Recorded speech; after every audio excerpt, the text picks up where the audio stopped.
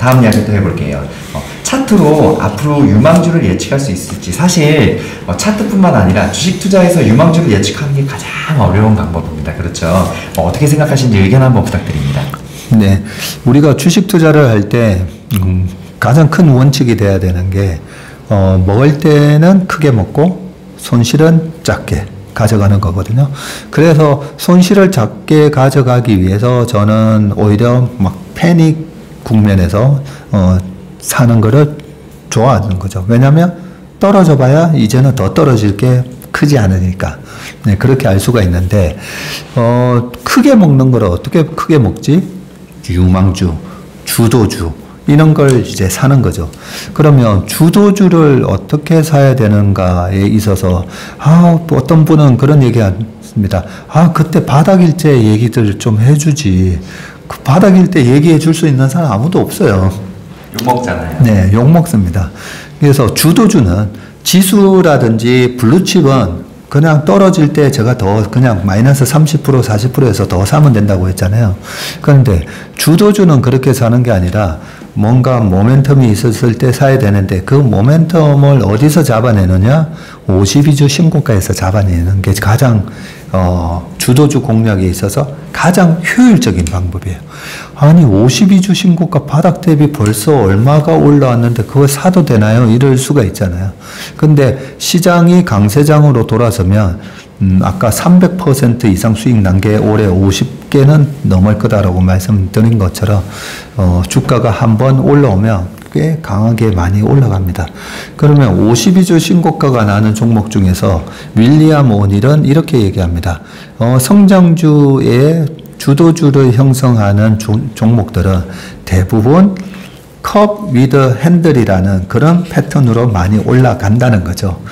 그러면 이제 컵인데 핸들이 있기 때문에 이런 모습으로 올라가는데 바닥을 치고 쭉 올라오는데 이평선을 이렇게 뚫으면서 올라가게 되고요. 이평선을 뚫고 올라갔는데 핸들을 만들어주는 그런 조정에서 이게 핸들이 되게 중요한 게 이 핸들이 의미하는 바가 있어요. 컵이 이만한데 핸들이 이만할 수는 없잖아요. 그렇죠? 네, 컵은 이렇게 핸들이 이럴 수는 없잖아요. 그래서 컵을 만들었는데 핸들은 조정이 작다는 거예요. 네.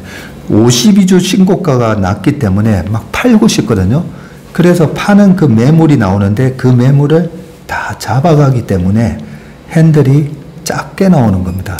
이 핸들이 나오고 나서 다시 요 바로 앞전에 고점을 돌파할 때가 웬만한 매물을 다 매집하고 주가가 이제 올라가는 그런 상황이기 때문에 윌리엄 오닐이 이 컵 위드 핸들이라고 했고 저한테 주식을 차트 보는 법을 가르쳐 주신 분은 코뿔소 차트라고 얘기해요.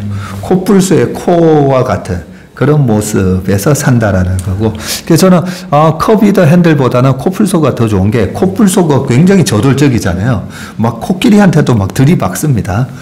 그런 코뿔소이기 때문에 코뿔소의 코를 생각하면서 주식을 사고 코뿔소가 그 다음에 막 달려가는 모습을 상상하면서 주식을 사면 되는데 작년 11월 달부터 의미 있게 모든 주가가 돌기 시작했다라고 말씀을 드렸기 때문에 작년 11월 이후에 2차 전지 그리고 의료 미용 기계 그리고 자동차 반도체 장비 다 보시면 컵 위드 핸들 만들고 올라가는 차트가 굉장히 많아요.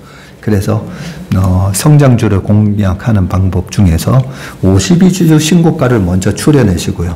그 52주 신고가에서 이 컵 위드 핸들 모양이 만들어지는지를 확인을 하시고 그리고 하나 더 체크를 해야 될 게 윌리엄 오닐은 여기서 can slim SLIM을 체크하라고 되어 있거든요. 마지막 M은 마켓이니까 마켓 부분은 제껴두고 그 can slim에서 C가 최근 분기 실적이 25% 이상 성장을 했는지 QOQ로 그리고 annually 연간 이익의 증가가 최근 3년, 그 책에는 5년이라고 나오는데요. 우리나라는 시클리 기업이 많아서 저는 3년으로 보거든요. 3년 동안 최소 20% 이상 CAGR이라고 그러죠. 연평균 성장률이 증가를 했는지. 요거를 확인을 해보면요. 지난번에 우리가 그 라드견 종목 중에 하나를 52주 신고가가 나와서 분석을 한 적이 있었어요. 저는 그런 차트를 좋아하니까, 이거 52주 신고가가 났네 하고 분석을 했다가 C하고 A에 이익 모멘텀이 없는 거예요. 이익 모멘텀이 없이 주가만 올라간 거예요. 그리고 수상한 거죠. 그게 바로 뻥카인 거죠. 수급에 의해서 올라가는 뻥카였던 거죠. 그리고 C하고 A에서 이익 성장이 나왔잖아요. 그러면 N에서 뭘 체크하느냐? 그래서 뭐 때문에 이익 성장이 나왔는데 뉴 프로덕트이 있는가를 보는 겁니다. 뉴 프로덕트 또는 뉴 마켓이 혹시 생겼나? 라고 보는 거고요. 그러면 뉴 프로덕트에서 웬만한 성장 기업도 보면 이 뉴 프로덕트가 있어요. 여러분들이 잘 아시는 2차 전지에서도 보면 뭐 양극재, 그러면 전구체 등등, 아니면 리튬, 뭐 철강 회사가 포스코 홀딩스 같은 경우도 그랬죠. 리튬을 해? 그런 식으로 새로운 뉴 프로덕트를 갖고 왔을 때 그게 뉴 마켓하고 맞물려지는데 세계 1등이면 좋은 거죠. 네. 세계 1등의 경쟁력을 갖고 있으면 그러면 이제 주가가 날아가기 시작하는 그런 모습을 보이기 때문에 우리가 주도주를 공략하는 방법은 방금 말씀드린 대로 52주 신고가를 통해서 캔슬림을 체크해 가지고 투자를 하시면 강세장에서 좀 큰 수익을 낼 수 있다라고 말씀드릴 수가 있습니다.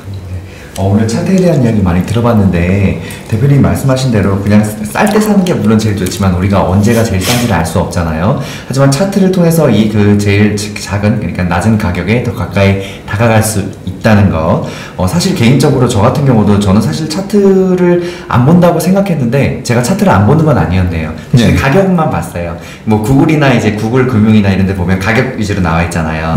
아까 말씀해 주셨던 20일 이동성 평균선이라든지 아니 뭐 환율이나 이런 다른 것들, 그런 것들까지는 안 봤는데 네이버 증권이나 이런 데 가면 이렇게 클릭하면 나오잖아요. 그렇죠. 이런 게. 그렇죠. 앞으로 이런 것들을 활용해서도 투자하면 우리가 더 이제 말 그대로 남들보다 더 싸게 살 수 있다는 거. 차트 공부가 저 개인적으로 공부 정말 많이 됐습니다.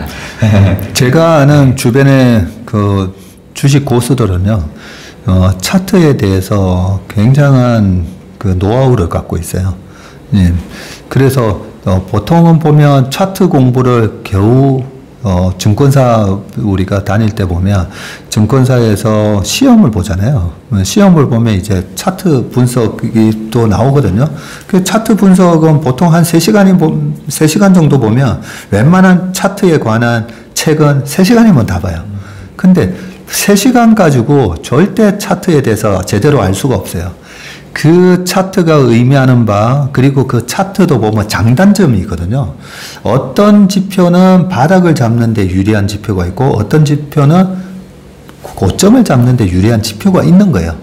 그런 거를 수많은 경험을 통해서 활용법이 있는데 그걸 제대로 활용법을 나타내주는 그런 차트 책이 그동안에는 별로 없었어요, 솔직히. 그런 측면에서 우리가 차트를 그냥 3시간 이렇게 보고 하면 안 됩니다. 안 되고, 차트에 대한 공부도 기업들 볼 때마다, 이렇게 카테고라이즈를 시켜서, 성장주는 이런 패턴이 나오고, 시클리컬은 이런 패턴이 나오고, 그런 펀더멘탈한 요인 때문에 얼마든지 이제 차트가 또 변할 수도 있는 부분을 갖다가 다 숙지하셔가지고 이용을 하시면 어느 정도 이제 레벨이 되냐면 우리가 달리기만 빠르면 펀더멘탈이 좋다라고 보시면 돼요. 네. 달리기만 빠르고 체력이 좋아가지고 저는 3시간 달릴 수 있어요. 네. 그 펀더멘탈이 좋은 거예요. 근데 달리기 빠르다고 축구를 잘하느냐? 아니잖아요. 네. 축구를 잘 하려면 테크닉이 있어야 되죠. 손흥민 선수가 그냥 달리기만 빠른 것 같잖아요. 손흥민 선수 발재가는 엄청 좋아요. 네. 옛날에 그 호나우드도 마찬가지고요. 굉장한 테크니션이에요.